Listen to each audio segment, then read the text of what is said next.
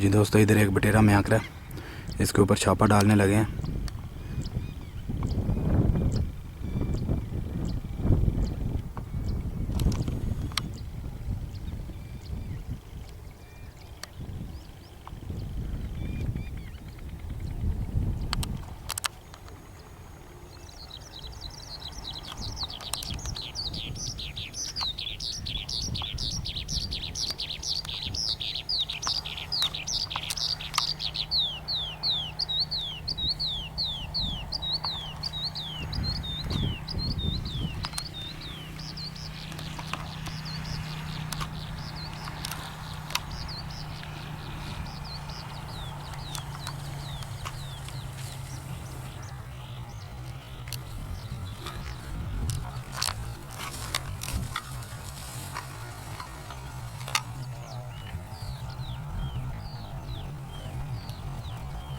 जाल ना पाड़ दो।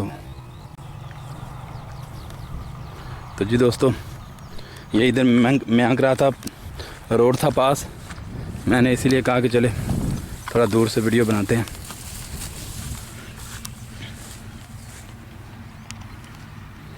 तो दोस्तों, वीडियो कैसी लगी?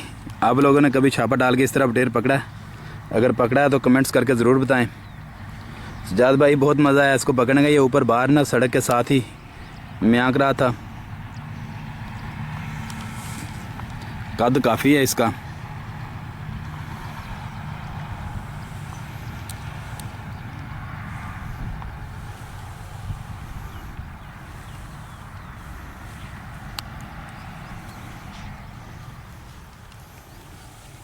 काफ़ी कद है इसका सजाद भाई, मोटा बटेरा है ये।